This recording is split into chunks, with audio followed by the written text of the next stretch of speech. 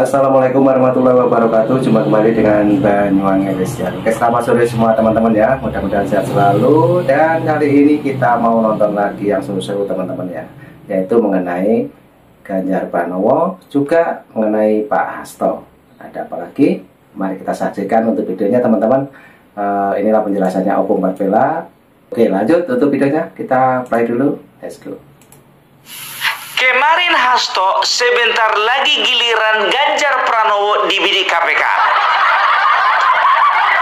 Bagus-bagus kok bro. Udah paling bagus ini. Enggak hoax itu bu, enggak. Jadi tahu kalian, dia LP3HI, Lembaga Pengawasan, Pengawalan, dan Penegakan Hukum Indonesia, sudah menggugat KPK di Pengadilan Negeri Jakarta Selatan. Loh, yang korupsi kan Ganjar, kenapa yang digugat KPK? Jadi LP3HI ini menggugat KPK karena pada waktu itu periode 2014-2023 KPK memberhentikan kasus gratifikasi yang dilakukan oleh Ganjar Pranowo. Berapa bung? 100 M. Aduh, habis satu-satu kayaknya ini. Habis ini giliran siapa ya? Ya, jadi ya KPK dituntut atau digugat oleh LP3HI untuk melanjutkan proses hukum dari Ganjar Pranowo. Sekarang tergantung KPK. Kalau iya katanya gawat. Gawat.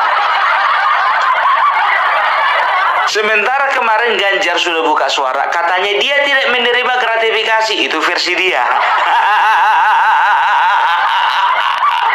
Sementara ya menurut beberapa kesaksian dan juga fakta di lapangan, ya ternyata Ganjar ini menerima gratifikasi waktu dia menjabat sebagai Gubernur Jawa Tengah. Loh kok bisa? Jadi begini ceritanya ya.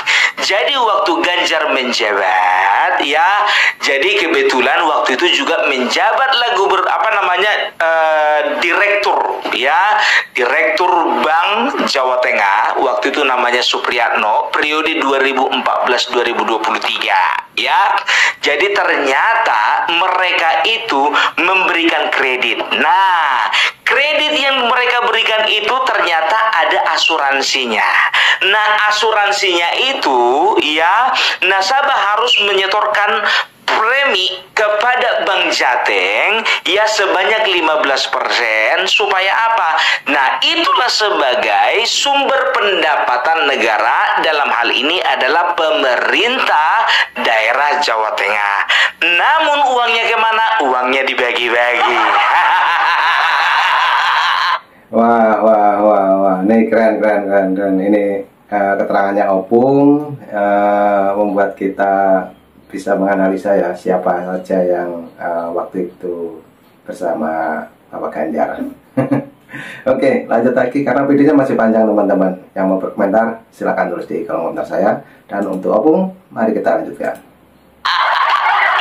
Nggak masuk ke kas negara. Jadi kan uang asuransi itu kan 15% ya. Jadi 5% untuk operasional Bank Jateng, 5,5% untuk pemegang saham, dalam hal ini adalah kepala daerah atau pemerintah Jawa Tengah, 5,5% untuk pengendali Bank Jawa Tengah. Siapa itu? Ganjar Pranowo. Setelah dikalkulasi dengan kalkulator merek Casio, terdapatlah jumlah sekitar 100 miliar. Duit itu bro. Kalau si Ganjar ini waktu gubernur, jujur aja aku bilang ya, agak simpati. Sempat aku simpati sama kawan ini karena apa? Sambil nge-YouTube menolong orang susah di sana, menolong orang susah di sana. Sambil jogging-jogging dia menolong orang susah di sana. Awak pun juga heran ya kan, jogging-jogging tapi bawa YouTube. Pergi jalan-jalan sana bawa YouTube. Aku heran kawan ini, ya kan gubernur atau YouTuber? Tapi ini nggak masalah sih, karena Kang Deddy Mulyadi juga berbuat hal yang demikian. Tapi bedanya Kang Deddy Mulyadi murni, nah yang satu ini pencitraan. Apalagi waktu mau mencalonkan diri jadi presiden, satu hari 3 kali bikin konten. Di pasar Jakarta pun bikin konten dia. Belum jadi presiden dia udah telepon kalau nggak salah di teleponnya pihak terkait dari pasar yang dia kunjungi tersebut. Berani dia. Sementara belum dilantik, dia telepon pihak terkait.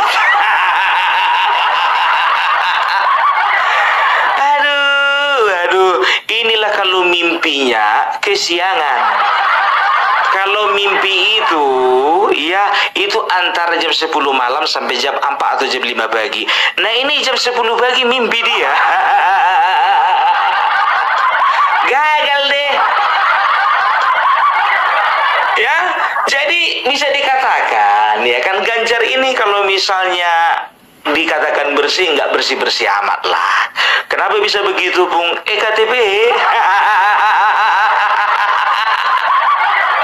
Berapa jumlahnya, Bung? $5.000. Kalau dirupiahkan berapa, Bung? Sekitar 7M.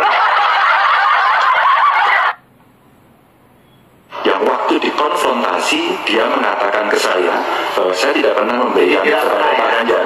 Cuman ketika saya baca yang kemarin ada di media, katanya dia menyerahkan kepada saya. Ada satu wakil ketua waktu itu menolak. Siapa itu? Pak Ganjar. Menolak. Ya, menolak. Ribut dia di media yang mulia. Ada waktu dikasih $150.000 dia tidak mau. Ribut. Dia minta sama posisinya dikasih dengan ketua. Oh, ributnya karena mau lebih. Ya, minta tambah ya. Jadi dia dikasih terakhir sama dengan ketua $500.000. Akhirnya dia terima. Terima ya mulia. Setelah ribut, itu dikasih $200.000 baru dia mau. Tentang penyerahannya Anda tahu? Kapan itu, Bung? Waktu di anggota DPR. Bayangkan kalian, sewaktu DPR, ya, ketika periode 2010 atau 2011, kawan ini kan sudah menjadi anggota dewan dari 2004. 2004, 2009, 2009, 2014, kan begitu. Nah, nasibnya aja bagus. Ya, bisa jadi gubernur. Nah, kebetulan tahun 2010, 2011, ya, meledaklah itu masalah kasus EKTP. Ya, disinyalir Ganjar Pranowo mendapatkan uang sekitar 5.000 $5.000. Siapa-siapa yang ingin terima? Pramono Anung dan Puan Maharani. Tapi Pramono Anung mana-mana aja, Bung. Ya tanyalah sama yang bersangkutan. Ini kan kita bicara Ganjar loh.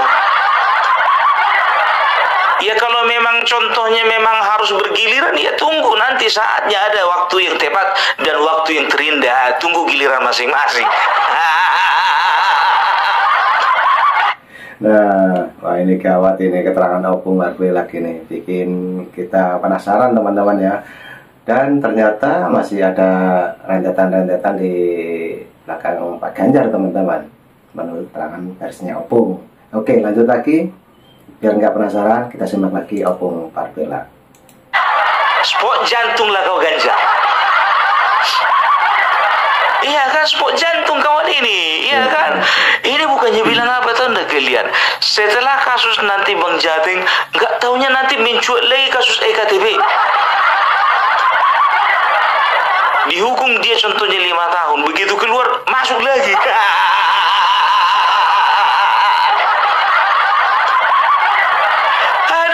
Makanya gue bilang sekarang ini Bapak Prabowo nggak main-main ya. Jangankan korupsi 1 tahun yang lalu, 15 tahun yang lalu disikat. Kalian tengok itu mafia migas, aku nggak perlu sebutkan namanya. Ada salah satu, aku nggak bilang mafia ya, ada salah satu cukong migas ya, tapi bisa dikatakan dia pengen deli harga migas, pengen deli bisnis migas yang ada di Indonesia ini. Dulu tahun 2014 dia menjadi salah satu donaturnya, pencalonannya Bapak Prabowo dan juga Hatta Rajasa. Nah, sekarang biar tahu kalian anaknya kena gulung. Kira-kira sekarang bagaimana perasaan yang punya anak? Kesal enggak? Kesal lah. Cuman ya si Bapak si Prabowo 2014 padahal ku bantu dia. Sekarang kayak gini dibikinnya sama. Ya mungkin waktu itu Bapak Prabowo tidak tahu bahwasanya kau itu mempermainkan perdagangan minyak di Indonesia. Nah sekarang udah tahu. Dan Bapak Prabowo tidak akan diam saja.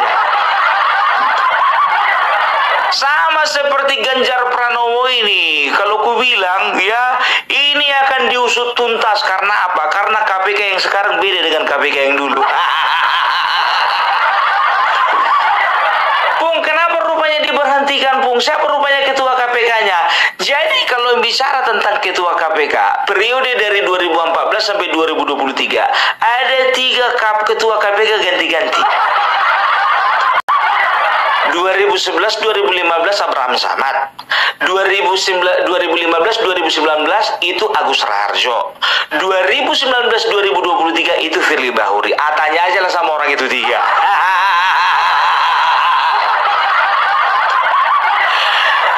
Loh, kenapa bisa begitu, Bung? Siapa penguasanya? Merah. Udahlah tahu sama tahu lah kita. Semuanya itu bisa dikendalikan. Apalagi yang nama terakhir tadi ku sebut itu orang dekat. Itu dia. Ya, jadi kalau ketua KPK yang sekarang beda. Nggak tahu ya kenapa aku optimis masalah penyelidikan ini akan bergulir lagi. Aduh, mati 1 tumbuh 1000. Ini udah mati 1000, numbuh 1 pun enggak. Habis ini siapa lagi, Cok?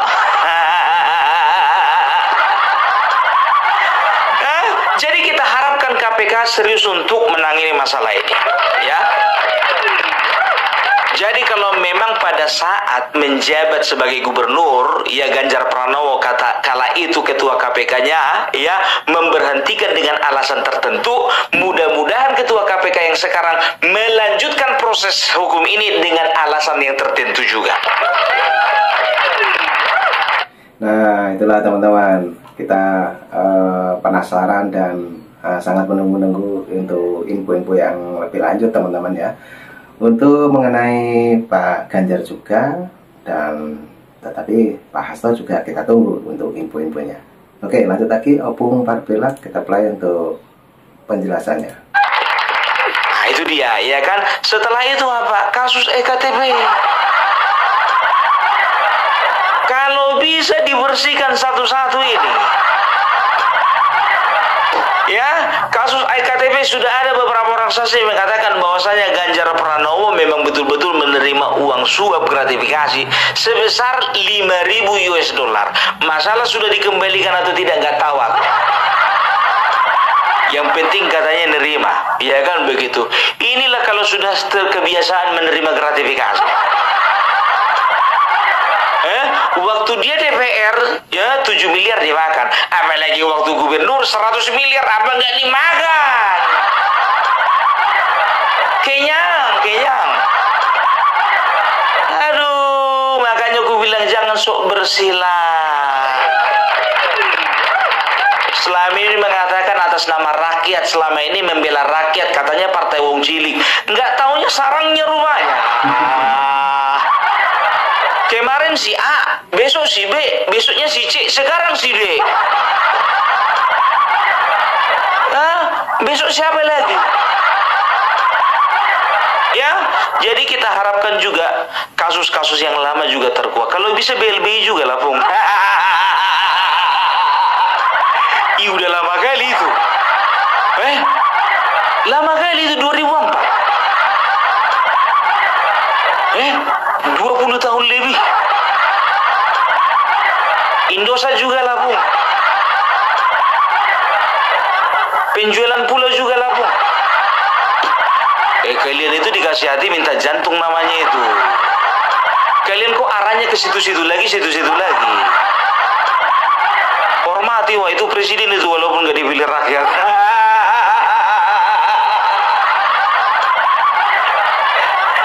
Di situ terus mana suaranya? Hadiah itu dulu mana suaranya? Guntur Romli suaramu mana? Gak bisa bersuara lagi, dia pun udah dipecat.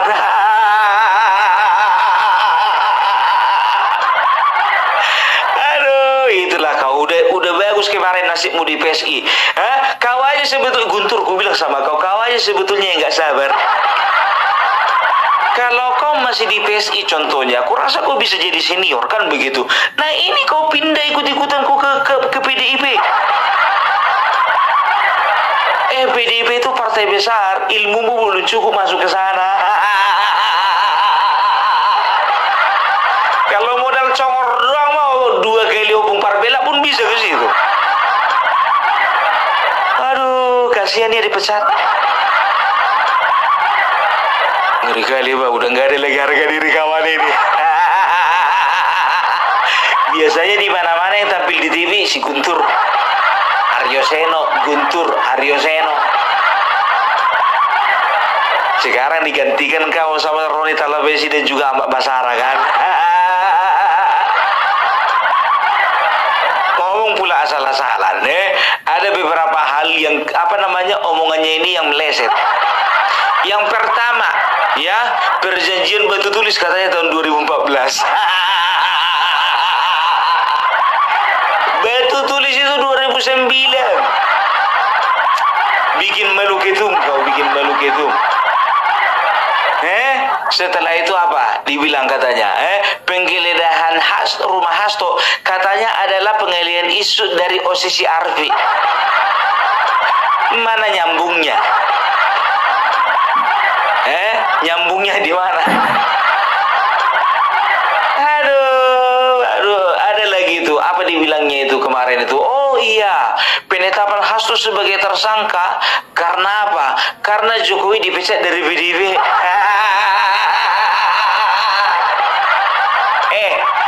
Hasto itu dari kemarin dari tahun 2000 berapa itu udah diburu, itu dari tahun 2020 itu udah diburu KPK. Jokowi kalian pecat baru 2024 atau 2005 antara itulah, ya kan? Lari jawabanmu, lari. Aduh, kangen sama Didi Sitorus. Mana Parcok? Mana yang dikatakan masif, terstruktur dan sistematis? Aduh, gimana? Nunggu giliran ya. Tapi bukannya bilang apa loh, aku bilang sama kalian jujur aja, aku agak-agak ngiri ini karena apa? Ya, ini dari mereka, ini mulai bungkam satu-satu. Karena apa? Karena sedangkan sekjen berani berhasil disiduk, apalagi elit biasa kan begitu. Ya, lihatlah Ganjar. Jantungan. Ngiri.